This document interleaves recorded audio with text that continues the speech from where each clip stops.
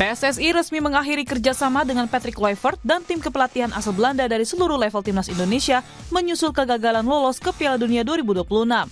Pemecatan dilakukan setelah Kluivert gagal membawa Indonesia lolos ke Piala Dunia 2026.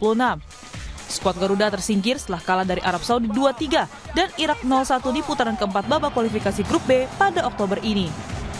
Pemutusan kerjasama diumumkan melalui situs resmi dan akun media sosial PSSI. Federasi mengumumkan pengakhiran kontrak ini dilakukan melalui mekanisme mutual termination atau kesepakatan bersama.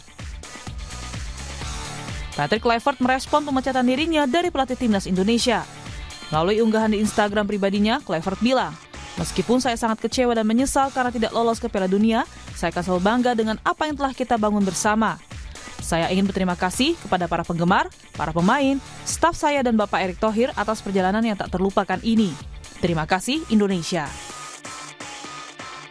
Setelah Kluivert dipecat, publik menanti sosok juru ramu baru timnas usai kegagalan timnas ke Piala Dunia 2026. Kini muncul nama-nama yang disebut-sebut bisa menggantikan Kluivert. Mulai dari nama Sinteyong, Jesus Casas, dia pernah melatih Irak dari 2022 sampai 2025.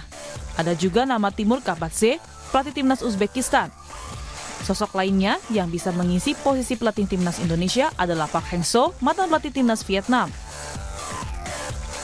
Analis sepak bola Gita Suwondo menyebut sejumlah nama-nama tersebut bisa dipertimbangkan untuk menduduki posisi pelatih timnas. Jadi kedepannya saya pikir juga harus ada pelatih yang bisa memegang kamar ganti. Artinya benar-benar pemain itu hormat kepada dia. Kemudian dia juga punya track record yang baik. Kalau kita lihat dalam negeri ada Bernardo Tavares yang baru saja mundur dari PSM Makassar. Kemudian mantan pelatih Irak ya, Jesus Casas. Dia juga kan sedang tidak punya pekerjaan sekarang. Kenapa tidak dilakukan? Karena dia bisa membawa Irak sampai sejauh ini, setidaknya masuk ke round 3, dan di round 3 juga cukup berhasil saat itu, walaupun tidak sampai berakhir round 3. Banyak sebenarnya pelatih-pelatih yang lebih punya rekor baik dibandingkan dengan Patrick Kluivert. Kini publik menanti siapa sosok yang akan membersamai timnas dalam agenda terdekat, yakni sejumlah uji coba internasional bertajuk FIFA Matchday edisi November 2025 antara 10 hingga 18 November 2025. Penunjukan pelatih timnas harus segera dilakukan PSSI agar tak mengganggu persiapan. Tim Liputan Kompas TV. PSSI resmi mengakhiri kerjasama dengan Patrick Kluivert dan tim kepelatihan asal Belanda dari seluruh level timnas Indonesia, menyusul kegagalan lolos ke Piala Dunia 2026. Pemecatan dilakukan setelah Kluivert gagal membawa Indonesia lolos ke Piala Dunia 2026. Kemudian siapa yang akan menggantikan posisi pelatih Patrick Kluivert di timnas Indonesia? Kita akan bahas bersama dengan sejumlah narasumber yang sudah hadir dalam sambungan Zoom, saudara. Ada analis sepak bola Ihsan Mahar, kemudian penasihat Semen Padang FC Andre Rosiade, serta Ketua Paguyuban Supporter Timnas Indonesia Ignatius Indro. Selamat pagi Bang Andre, Bung Ihsan, Bung Indro. Selamat pagi. Selamat pagi semua. Ya, di Jepang semua. Panas ya Bang, dingin ya Bang Andre, yang dingin gimana sih kebalik. Di Jepang dingin, di sini panas ya gara-gara Patrick Kluivert diakhiri kerjasamanya. Tapi sebelum kita tanya soal penggantinya nih Bang Andre, ini sebenarnya tahu nggak sih dapur di belakang soal pemecatan dalam tanda kutip Patrick Kluivert ini, apakah memang sepihak oleh Erick Thohir atau memang sebenarnya Exco dilibatkan juga gitu? Ya, kalau menurut informasi yang saya dapatkan, informasi ordal yang saya dapatkan, bahwa pemecatan itu tidak melalui mekanisme rapat Exco. Jadi Pak Erick menghubungi Pak Sekjen, lalu Sekjen PSSI berkomunikasi dengan Patrick Kluivert dan kawan-kawan untuk membuat kesepakatan. Itu informasinya. Jadi memang Pak Erick mungkin mendengarkan aspirasi mayoritas rakyat Indonesia yang memang menginginkan pemecatan Patrick Kluivert. Saya rasa bukan Pak Erick saja, sebenarnya Exco mayoritas juga menginginkan pemecatan Patrick Kluivert. Nah, tapi memang belum ada rapat.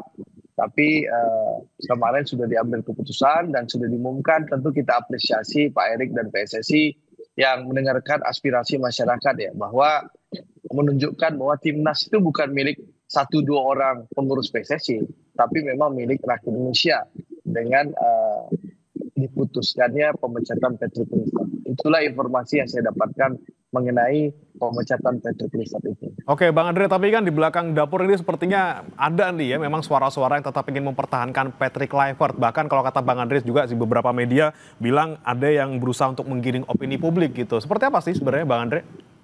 Ya, memang kalau yang ingin mempertahankan jelas ada. Kalau tidak ada yang ingin mempertahankan tentu pas di Saudi kemarin sudah bisa diumumkan pemecatan. Saya kan pemecatan itu tergantung kita ya, tergantung kita. Saya saja 2 kali memecat pelatih di Liga 1 musim lalu dan musim sekarang itu sesaat setelah pertandingan berakhir saya pecat. Gitu. Fluid panjang langsung saya umumkan pemecatan. Jadi kalau soal memecat itu soal yang lumrah di dunia sepak bola kalau kita mau. Nah, permasalahannya kemarin kan di Saudi masih belum mau. Bahkan rapat Exco pun terkesan dalam tanda kutip ada kesannya diulur-ulur gitu loh. Sampai suasana reda dulu, tapi ternyata gelombang tsunami ini semakin besar. Bang Isad, Bang Indro dan seluruh supporter tambah kencang untuk meneriakkan pemecatan Patrick Kluivert. Dan tentu semua pihak stakeholder kan melihat. Dan sekali lagi, timnas ini bukan punya ketua umum dan berapa gelintir exco, tapi punya rakyat Indonesia. Nah, di saat rakyat berkehendak ya tentu mau tidak mau ya PSSI melihat aspirasi mayoritas rakyat. Nah, aspirasi mayoritas rakyat ini yang menyebabkan pemecatan Patrick Kluivert. Meskipun ya masih ada pihak-pihak yang ingin mempertahankan londo-londo gagal ini gitu loh. Ini pihak-pihak ini tuh kemudian londo pelatih Tarkam yang hanya datang di saat mau kompetisi saja gitu loh. Habis itu pulang lagi ke Belanda gitu.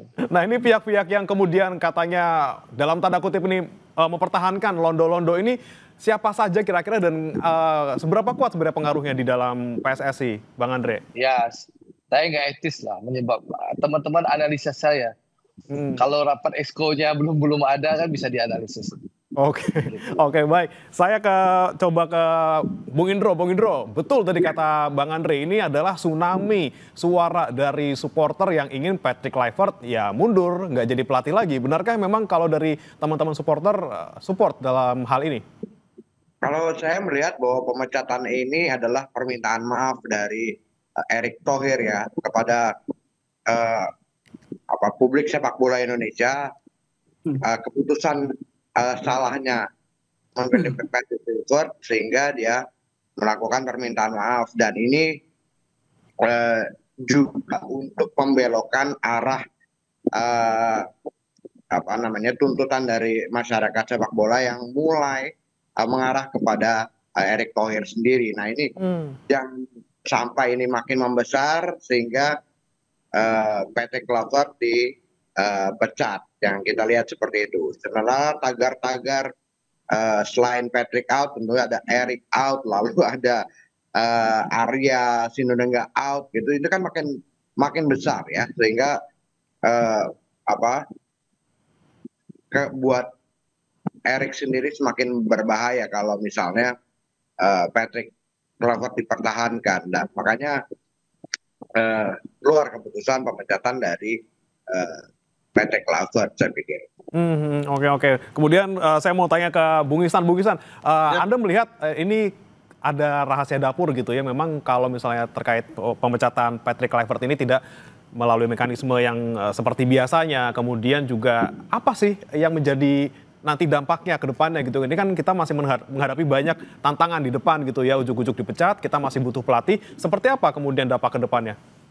Ya, yang pasti memang kalau tadi dikatakan Bang Andre bagaimana ini adalah keputusan yang diambil tanpa rapat exco, tapi memang masih ada kemesraan itu. Saya mendengar juga dari teman-teman supporter di Saudi 1 hari setelah pertandingan kemarin, ini Patrick dan stafnya bersama keluarga pemain dan juga para pemain melakukan gala dinner, mereka tertawa bersama gitu kan, padahal ada 280 juta warga Indonesia di tanah air yang tengah kecewa, tengah bersedih karena kekalahan kita kemarin lawan Saudi dan Irak. Jadi tentu ini adalah eskalasi yang harus diambil oleh PSSI karena melihat dari penampilan kemarin dan melihatnya kemarin staf pelatih dan para pemain plus keluarga pemain yang masih mesra, masih tertawa di Saudi setelah pertandingan dan melakukan gala dinner sebelum mereka berpisah kemarin di Jeddah, tentu itu menyakiti beberapa supporter Saudi. Dan ini memang harus banyak yang tentu banyak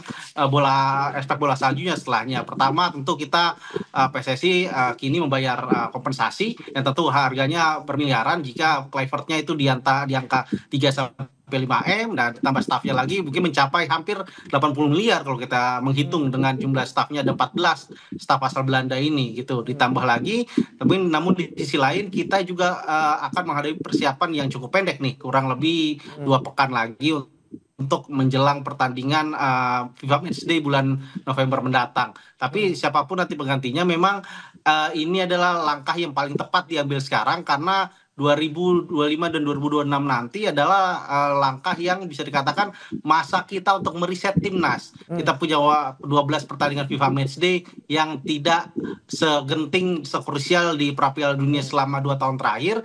Jadi itulah momen yang untuk kita menata lagi timnas, membangun lagi skuad, dan juga lebih memahami lagi kekuatan di Asia sebelum nanti di akhir tahun kita akan mulai bertarung lagi menghadapi medan yang sangat berat di Piala AFF, dilanjutkan lagi di awal 2027 menghadapi Piala Asia, dan juga mulai Oktober tahun 2027 kita sudah mulai lagi berjuang di kualifikasi Piala Dunia 2030. Oke, masih banyak tantangan di depan gitu ya. Dan tadi soal kompensasi yang menarik ingin saya tanyakan ke Bang Andre. Kalau dari dapur belakang gitu, Anda mendengar berapa sih yang harus kita bayar untuk kompensasi ini, walaupun ini kan bahasanya mutual termination gitu ya, bukan pemecatan. Ya tadi kalau secara hitung-hitungan normalnya tadi disampaikan Ihsan bahwa kemungkinan 80 miliar. Tapi kalau ada kesepakatan bersama biasanya kan semuanya dinegosiasikan ya. Saya belum tahu angka pastinya, tapi kan semuanya bisa dicicil ya. Ya. Jadi ini perlu dipahami publik, angka besar itu tidak harus kita bayar dalam langsung ya, tapi dicicil. Makanya waktu saya pernah bilang, oh Pak STY dicicil 12 kali, itu ribut tuh pendukungnya. Nah, padahal saya bicara data dan fakta dan kesepakatan gitu loh. Tapi nggak ada yang percaya sama saya. Tapi alhamdulillah sekarang sudah percaya, ternyata informasi yang Andre bocorkan valid semua gitu. Nah, kalau yang ini saya belum tahu apa kesepakatan resminya, berapa angka, lalu berapa kali cicil saya belum tahu. Nanti insya Allah kita akan cari tahu lah. Tapi yang jelas saya rasa uangnya tidak sebesar yang disampaikan Ihsan 80 miliar itu. Pasti ada kesepakatan bersama, otomatis sudah ada negosiasi angkanya. Gitu. Oke, karena lagi-lagi ini sama-sama keputusan kedua belah pihak gitu ya, mutual termination seperti itu. Oke. Ya apalagi yang mau diharapkan, pelatih yang hatinya tidak ada di Indonesia dan tidak punya waktu di Indonesia, apalagi yang mau diharapkan. Ya, dia hanya datang di saat mau pertandingan, lalu setelah pertandingan pulang. Kan persis seperti pelatih Tarkam yang berapa bulan lalu saya sampaikan, tapi waktu itu saya dibully, gitu loh. Oke, ini jadi sebenarnya salah Kluivert atau memang teknis kita juga ada yang perlu diperbaiki sebenarnya, Bung Andre, kalau kita lihat dari pertandingan kemarin. Ini soal filosofi pertama ya, kalau soal Kluivert pelatih Tarkam itu salahnya federasi ya. Federasi tidak tegas dan tidak jelas bagaimana sikapnya terhadap posisi Kluivert. Seharusnya sebagai pelatih timnas Indonesia, head coach, dia harusnya lebih banyak berdomisili di Indonesia. Karena dia harus koordinasi dengan seluruh head coach di Liga 1 dan Liga 2 untuk mensosialisasikan keinginan dia, pemain seperti apa dalam berlatih dan juga pola permainan. Itu pertama. Yang kedua, sekali lagi, ini kan permasalahan banyak ya. Mudah-mudahan evaluasi ini secara menyeluruh. Jadi pelatih besok yang terpilih siapapunnya, itu memang harus diberikan kewenangan penuh gitu. Bukan ada intervensi, dan sekali lagi jangan ada manajer di atas manajer gitu loh. Ya, ini yang terjadi kemarin kan. Bagaimana 2S yang saya sebutkan jauh lebih berkuasa dari Pak Marji. Padahal Pak Marji ini udah manajer timnas, ex-ko PSSI, ketua BTN, tapi 2S ini jauh lebih sakti dan berkuasa daripada Pak Marji di timnas. Nah, Pak Marji itu dibutuhkan waktu kalau timnas terpojok, butuh konferensi pers, menghadapi wartawan, pasang badan namanya Sumarji. Tapi kalau aman-aman ya 2S ini lah berkuasa. Bahkan itu yang saya sampaikan. Ya. Oke, Bang Andre, yang 2S ini nanti kita akan bahas nih, Bang Andre, karena menarik sekali. Tapi sebelumnya kita masih bahas soal Kluivert yang baru saja dipecat ini. Saya mau ke Bung Indro lagi. Bung Indro, kalau dari sisi supporter sendiri, kemudian puaskah dengan keputusan PSSI yang memang mungkin mengejutkan gitu ya, tanpa rapat, tanpa istilah mekanisme yang seperti biasanya seperti itu. Apakah sudah puas supporter dengan keputusan yang cepat seperti ini, dan seperti apa kemudian evaluasi yang mungkin dari supporter lihat selama kita gagal kemarin masuk ke Piala Dunia 2026? Ya, kalau dinyatakan puas atau tidak, terus terang kami menyatakan tidak puas ya. Karena masih banyak yang harus dibenahi di sepak bola Indonesia. Mulai dari kepengurusan yang tadi seperti banyak masalah yang dikatakan oleh Bang Andre ya. Tapi kan ini juga bagaimana roadmap sepak bola Indonesia ini juga nggak jelas. Apakah pembinaan usia dini ini juga belum terlihat sampai saat ini, lalu juga perbaikan liga sendiri belum terlihat gitu, dan kasus-kasus di PSSI sendiri juga banyak gitu ya. Nah ini yang pembenahan ini harus dilakukan, dievaluasi secara menyeluruh, dan mungkin juga tidak salah kalau orang katakan bahwa Erik out ataupun PSSI harus direformasi gitu ya. Ini yang permintaan publik ini, saya pikir ini tidak salah juga, karena memang melihat banyak hal yang belum dilakukan oleh PSSI pimpinan Erick Thohir gitu. Oke. Kalau Bung Iksan juga punya pandangan yang sama, mungkin apakah dengan outnya Kluivert ini dalam tanda kutip bisa menyelesaikan semua masalah ataupun bisa menjadi solusi dari kemarin kegagalan kita di Piala Dunia 2026? Iya, kalau masalah jelas sepak bola Indonesia terlalu banyak masalahnya. Jadi kalau masalah Patrick ini hanya mungkin seujung kuku dari masalah kita, terutama di sistem tim nasional gitu kan. Tapi di luar itu tentu masih banyak PR yang harus dilakukan oleh pengurus. Karena kita ingat sekarang kita sudah punya direktur teknik, Alexander Zwiers, masih ada juga kepala talent scouting, ada Simon Tahamata, plus juga masih ada Jordi Cruyff sebagai penasehat teknis. Jadi kita tidak harus terlalu terlena dengan kondisi sekarang di timnas. Ada 3 sosok itu yang punya tugas sebenarnya lebih berat dibanding Patrick. Bagaimana mereka menata pola pembinaan kita, menata bagaimana kompetisi kita, hingga menata semua sumber daya manusia sepak bola kita seperti pemain, wasit, hingga para ahli-ahli di bidang sport science yang kita butuhkan sekarang. Dan ditambah itu juga timnas ini tentu hanya sebagian kecil, dan itu sebenarnya adalah efek dari semua proses yang harus dilakukan PSSI, seperti mulai pembenahan liga hingga sampai juga pembenahan sumber daya yang tentu dalam beberapa tahun terakhir, 2-3 tahun terakhir bersama Pak Erick Thohir sudah mulai ada langkah untuk pembenahan itu, meskipun juga kita tahu sampai sekarang masih juga belum benar-benar bisa menyelesaikan masalah. Jadi Patrick hanya soal masalah timnas, tapi di luar itu kita nggak boleh terlena karena masih banyak hal-hal lain, sepertinya masalah soal wasit misalnya di Liga Super dan juga di Championship yang masih terus terjadi dalam 2 bulan terakhir. Tentu ini harus jadi pembenahan. Timnas oke, tapi jangan dilupakan juga kita punya masalah yang lebih besar, dan itu pun juga jauh lebih penting dibanding kita sekedar sekarang berdebat soal tim nasional. Oke, masalah yang lebih besar ini maksudnya apa nih, Bung Ihsan? Apakah memang selain kita mengganti jajaran pelatih juga mengganti ataupun mengevaluasi nih jajaran federasi kita? Ya, kalau soal mengevaluasi federasi, jelas ini ada jalurnya, ada kongres luar biasa yang paling dekat 2027 mendatang. Tapi di luar itu bagaimana kita masih sekarang berharap bagaimana pengurusan sekarang ini yang dipimpin oleh Pak Erick Thohir ya sebenarnya juga punya visi dan misi yang cukup jelas gitu untuk pembenahan sepak bola nasional. Itu juga bagaimana kita bisa belajar misalnya dengan Jordania, kita bisa belajar dengan Uzbekistan yang lolos pertama kali di Piala Dunia 2026 mendatang dengan jalur yang benar-benar mereka lakukan dari proses pembinaan. Kita bisa belajar dari Jordania, kenapa? Karena kita sudah merekrut direktur teknik yang dalam 5 tahun terakhir membina sepak bola Jordania hingga sekarang ada di level top Asia, yaitu Alexander Zwiers. Bagaimana kita bisa melayani benar-benar Zuhair apa yang ada di kepalanya dia, apa yang bisa dia terapkan di sepak bola Indonesia, sehingga setidaknya ada proses nih dalam 2025 ini hingga 2030 nanti kita setidaknya bisa mengikuti jejak Jordania, tidak lagi hanya berpangku tangan kepada para pemain-pemain naturalisasi atau diaspora, tapi kita juga bisa melahirkan banyak-banyak pemain lokal berbakat yang bisa menopang tim nasional. Jadi porsinya akan sama nih kualitasnya, pemain diaspora dan juga pemain lokal punya kualitas dan peran yang sama besarnya di timnas. Itu tentu harapannya. Oke, baik. Kemudian yang sekarang juga di pertanyaan nih, sebenarnya siapa yang kemudian menjadi pengganti Kluivert gitu. Kalau Bang Andre sempat menyatakan gitu ya, kita mau pengennya balikan aja gitu ya, kita CLBK sama STY. Ini bener nih, Bang Andre, emang nggak ada yang lain selain STY? Ya, tentu pelatih itu banyak ya. Kalau ini pengalaman saya ya, kalau kita memecat pelatih itu, malam ini kita pecat, itu besok pagi kita akan terima email ratusan CV pelatih.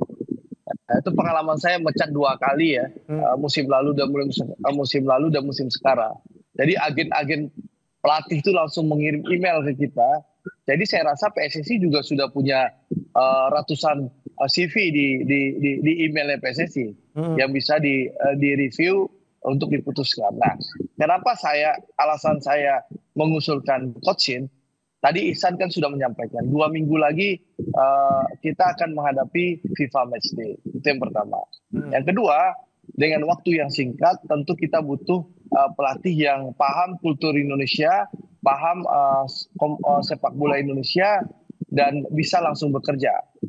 Lalu itu yang pertama. Yang kedua juga saya melihat kita kan selama ini masih mencicil ya ke Coach Shin uang kompensasi. Nah, kalau Coach Shin kita bisa ambil, otomatis uang kompensasi ini kan bisa ditransformasikan jadi gajinya Coach Shin terhadap kita. Jadi secara ongkos jauh lebih murah gitu loh daripada kita mencari pelatih baru. Gitu. Ini sebatas usulan saya. Tentu sekali lagi keputusan ada di tangan federasi, apalagi CLBK itu hal yang lumrah dalam dunia sepak bola. Indonesia pernah CLBK, Benny Dolo dipecat, ditarik lagi, Ivan Kolev, Alfred Riedel, bahkan pelatih Arab Saudi yang mengantarkan Arab Saudi mengalahkan kita kemarin itu pernah dipecat dan ditarik lagi Arab Saudi. Jadi tapi Bang Andre, punten, ini kan CLBK-nya belum lama gitu, belum setahun gitu. Ini yakin emosionalnya masih pada stabil gitu, pengen balikan masing-masing. Jadi sekali lagi tergantung ini hati kita, ego kita mau menerima atau tidak. Jadi keputusan nggak di tangan saya, di tangan federasi. Mau nggak orang-orang yang menolak STY yang dulu, mau nggak berbesar hati menghilangkan egonya demi bangsa Indonesia. Jadi itu tergantung. Tapi kalau Coach Shin, saya ketemu beliau 2 bulan yang lalu, saya merasakan beliau cinta Indonesia. Kalau diajak, insya Allah dia mau. Oke, yakin ya Bang Andre. Tapi kita nanti tanyakan juga ke Bung Indro dan juga Bung Ihsan, apakah memang STY yang nanti paling masuk akal atau mungkin ada nama lain. Kita akan bahas usai jeda, saudara. Tetap bersama kami di Sapa Indonesia Pagi.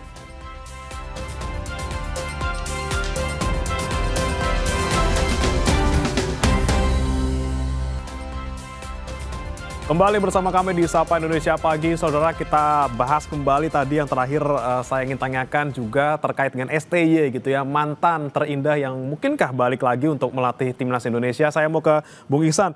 Kalau mungkin tadi Bang Andre bilang secara hitung-hitungan duit masuk gitu ya, cicilan sekalian menggaji lagi STY gitu. Kemudian ada juga kebutuhan kita lagi deket, butuhnya yang cepat lah, yang udah bisa melihat seperti apa kondisi timnas kita, pengalaman juga luar biasa. Tapi kalau segi emosional seperti apa nih Bung Ihsan? Apalagi juga ada isu komunikasi di ruang ganti juga kurang baik dengan STY. Ada juga salah satu pemain yang katanya nggak suka gitu sama STY. Anda melihatnya seperti apa Bung Ihsan? Iya, memang banyak hal yang harus dibenahi jika seandainya kita ingin kembali dengan Sinteyong. Pertama, jelas PSSI juga harus menurunkan ego misalnya untuk merayu kembali Sinteyong. Karena Sinteyong jelas juga menunggu seperti apa sebenarnya situasi di Indonesia. Kemarin juga saya sudah berkomunikasi dengan beberapa teman-teman jurnalis di Korea Selatan yang memang juga mereka dekat dengan lingkaran agennya Coach Shin, dan mereka juga sudah mulai mencari info di Indonesia.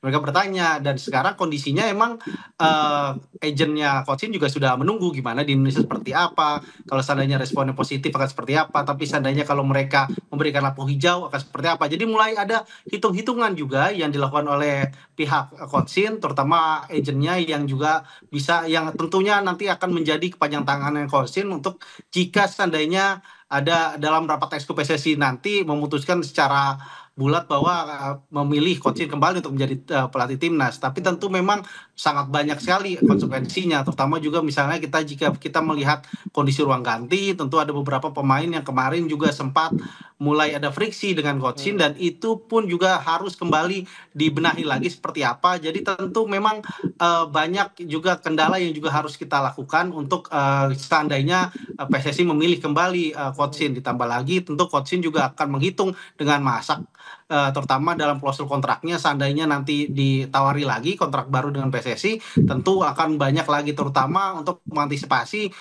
tindakan-tindakan sepihak PSSI yang dilakukan pada bulan Januari kemarin. Ya tentu itu saya melihatnya dalam suasana kebatinannya Coach Shin ini sangat menampar harga dirinya dia sebagai orang Timur. Jadi memang akan sangat rumit saya melihat yang akan harus dilakukan PSSI jika ingin CLBK dengan Coach Shin.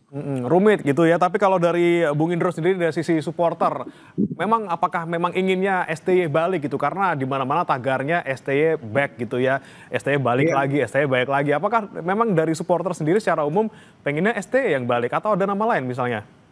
Ini kalau dari supporter tentunya sebelum STY megang timnas Indonesia itu mimpi kita nggak punya mimpi untuk masuk ke Piala Dunia ya. Tapi STY tentunya orang yang bisa membangun mimpi tersebut, membuat kita bisa bermimpi untuk Indonesia masuk ke Piala Dunia, hingga kemarin Januari itu terjadi perubahan ya. Nah ini yang kita sebenarnya menghargai Sintayong, bahwa dia bisa membangun mimpi kita, bahwa timnas kita menjadi mungkin masuk Piala Dunia. Tapi seperti Mas Iksan katakan tadi, bahwa memang banyak kendala-kendala. Tentunya Sintayong juga mengajukan syarat-syarat kalau misalnya dia ingin kembali. Apakah ini mampu dipenuhi oleh PSSI? Apakah PSSI juga mau menurunkan egonya seperti yang Bang Andre katakan gitu ya, untuk menerima kembali Sintayong. Dan ini kan masalahnya pemecatan ini juga waktu lawan pemecatan SC ini juga menimbulkan sakit hati sendiri ya, sakit hati sendiri. Nah yang banyak masalah yang harus diperbaiki untuk kalau misalnya STY Bali. Kalau kami sih berpikiran bahwa siapapun pelatihnya ke depannya, track recordnya minimal harus lebih baik dari Patrick Kluivert dan juga STY. Nah ini yang harus dilakukan oleh PSSI gitu Mas. Oke. Saya ke Mas Ihsan lagi. Kalau untuk nama, kira-kira selain STY yang mungkin lebih masuk akal dan juga urgent nih kita lakukan sekarang, paling tidak untuk November nanti, atau kita paling tidak nama untuk caretaker dulu deh sebelum ke pelatih utama, ataupun kalau misalnya Bung Ihsan punya nama pelatih utama yang kira-kira paling masuk akal untuk sekarang gitu. Iya, tentu kalau melihat dari kondisi sekarang, kita lihat misalkan masih rumit mencari siapa penggantinya, ya caretaker tentu jadi pilihan yang masuk akal untuk 2 game di bulan November nanti gitu kan. Karena bisa dibilang kita coba aja ini benar-benar meriset timnas dan mencoba banyak pemain lokal di sini, sehingganya untuk melihat bagaimana mengakar kemampuan mereka. Misalnya sekarang kita kan punya ada beberapa pelatih yang tengah menjadi pembantunya Coach Indra Safri, 2-3 ada Coach Zulkifli Syukur, ada Coach Kurniawan di situ gitu kan. Tapi seandainya jika PSSI butuh pelatih juga yang sekarang available, ada misalnya mantan pelatih PSM Makassar, Bernardo Tavares, yang juga sedang nganggur. Dan kalau ibaratnya dalam profil LinkedIn sekarang Coach Bernardo, saya mendengar dia udah open to work, udah membuka kesempatan sebesar-besarnya jika ada yang ingin memberikan penawaran kepada dia gitu. Jadi ada beberapa nama, 3 nama itu yang bisa jadi pertimbangan. Tapi jika dipilih untuk siapa yang akan tetap menjadi pelatih, tentu pelatih asing masih jadi pilihan utama. Dan kalau saya melihat juga misalkan sekarang kemarin kita setelah berkiblat kepada Korea Selatan bersama Coach Shin, kemudian berkiblat kepada Belanda bersama Coach Kluivert, saya melihat sekarang lebih baik kita juga berpindah kiblat kita. Salah satunya opsi yang bisa dipilih adalah Jepang. Kenapa Jepang? Karena secara hubungan PSSI dengan JFA itu kan sudah mulai banyak sekali kolaborasi sekarang dalam pembinaan wasit, dalam pembinaan sepak bola putri juga kita berkiblatnya sekarang ke Jepang. Jadi mengapa tidak kita juga mencoba pelatih Jepang yang sudah punya pengalaman internasional, dan juga yang paling utama tuh kita butuh pelatih yang sudah mengenal kultur persaingan di Asia, karena kita tahu Asia itu kan sepak bolanya sangat beragam, adalah benua atau kontinental yang paling punya warna sepak bola berbeda dibanding benua-benua lain. Dan seperti misalnya di Timur Tengah berbeda, di Asia Timur berbeda, di Asia Tenggara juga berbeda, bahkan di Asia Selatan, di Asia Tengah itu juga berbeda jaminannya. Dan kita perlu pelatih seperti itu.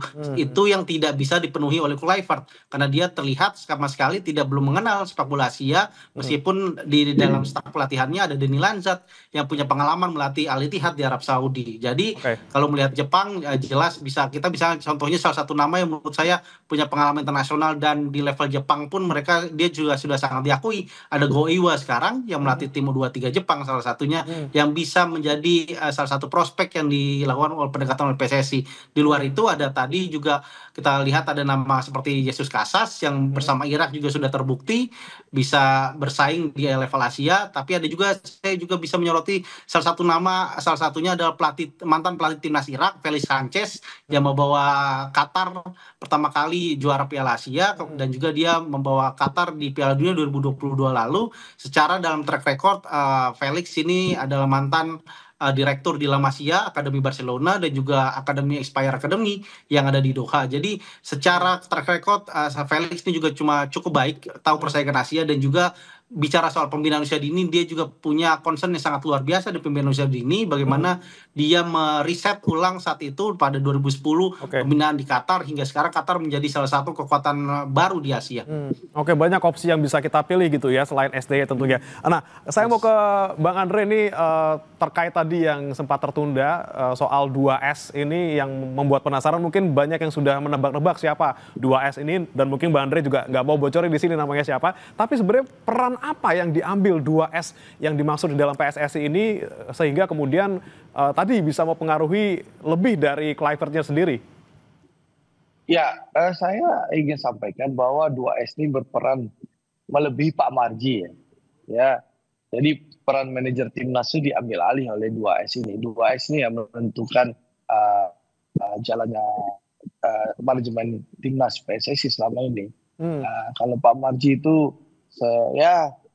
jauh di bawah mereka. Nah, contohnya kan sudah jelas bahwa seperti podcast sesaat sebelum lawan Irak, setelah lawan Saudi kita kalah itu bisa ada podcast ya, dan itu tanpa izin Pak Marji, tapi izin 2S ini. Lalu juga posisi Pak Marji misalnya di bench waktu lawan Australia itu, Pak Marji itu duduk di pojok sebelah kitman, dibandingkan Sofian.